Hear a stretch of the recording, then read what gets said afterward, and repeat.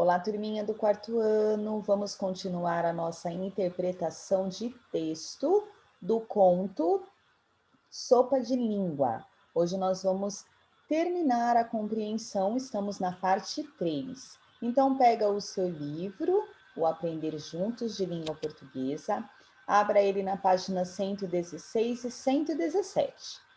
Na página 116, nós fizemos até a número 8. Hoje vamos dar continuidade a partir da número 9. Na número 9, está pedindo: releia este trecho apresentado no início do conto. Então, nós vamos ler novamente. Eu leio daqui e você acompanha aí da sua casa, tá bom? Então, vamos lá. Há muito, muito tempo existiu um rei que se apaixonou perdidamente por uma rainha. Depois do casamento, a rainha foi morar no castelo do rei, mas, assim que pisou lá, misteriosamente ficou doente. Bom, a situação da rainha no conto Carne de Língua, que é esse que nós acabamos de ler, é semelhante ao que costuma acontecer com as princesas de vários contos de encantamento, né? Elas sempre precisam da ajuda de alguém. E nesses contos, porém, situações como essa, elas costumam ser resolvidas por meio de acontecimentos mágicos.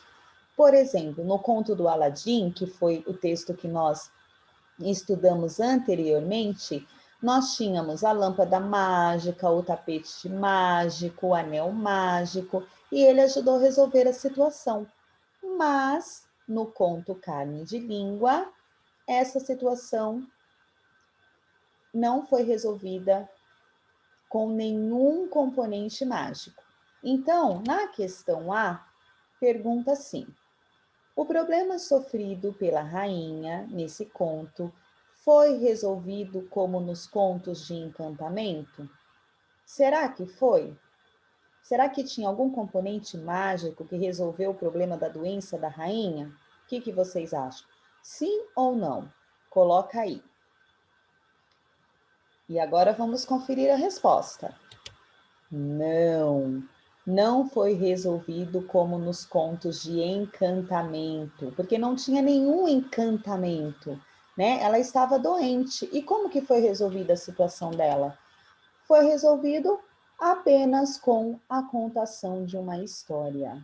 A partir do momento que o rei passou a contar histórias para a sua rainha, ela melhorou, ela sarou. Então, não foi nenhum acontecimento mágico, ok? Já na letra B, fala assim: que expressão encontrada no início do texto também é usada nos contos de encantamento? Circule no trecho citado. Então, nós temos aqui o trecho, nós vamos procurar qual é a expressão que tem no início desse trecho, que também tem nos outros contos que nós costumamos ler. Então, aqui a Provivi vai ajudar vocês. Olhem só, essa expressão muito conhecida há muito, muito tempo. Essa é a expressão que nós utilizamos nos contos, no início de vários contos que nós conhecemos, ok? Agora passamos para número 10. Releia este trecho que aparece no final do conto. Então, lá no finalzinho do conto, tem esse trechinho aqui. Eu vou ler e vocês acompanham. Assim que a rainha entrou no castelo, o rei prometeu que lhe daria todas as noites, antes de dormir, carne de língua. Então, podem ver aqui na ilustração, né? O rei prometendo para a rainha e a rainha aqui toda feliz. É possível perceber que o rei prometeu algo à rainha, mas a fala dele não aparece no texto. Esse recurso é chamado de discurso indireto.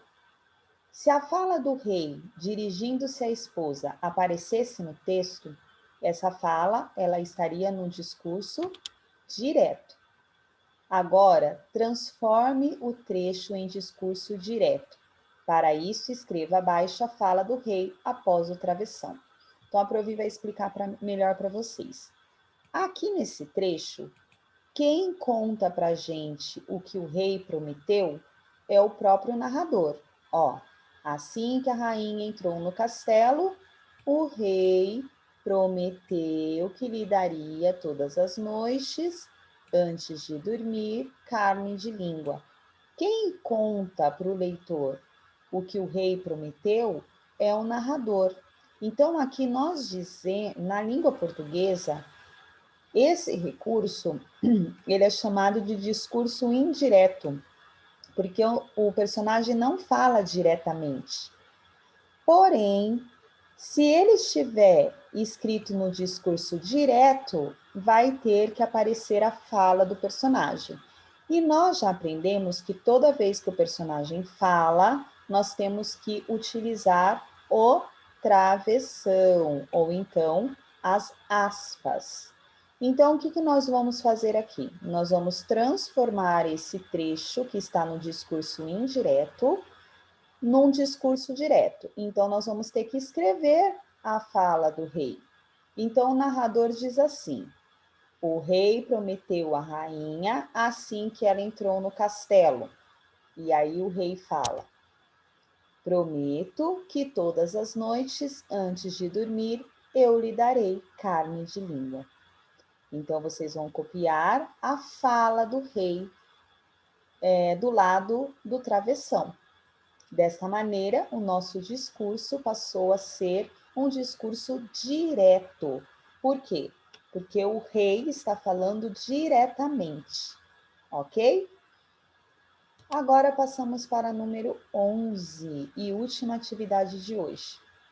A riqueza e o poder do rei garantiram a felicidade dele e da esposa? Explique sua resposta. Que ensinamentos a leitura do conto Carne de Língua traz? Então, aqui é uma resposta oral. Então, vocês vão enviar essa resposta para a Pro via áudio. Digam para mim, o que você aprendeu com essa história? Será que o poder e a riqueza garante a felicidade? Nós já conversamos sobre isso, né? Mas eu quero saber o que você aprendeu com essa história, tá bom? E, para encerrar, a Provi vai ler para vocês aqui esse quadradinho que fala sobre os contos populares. Então, contos são histórias, histórias imaginárias, né? E populares porque é contada pelo povo. Então, acompanhe a leitura aí com a Pro.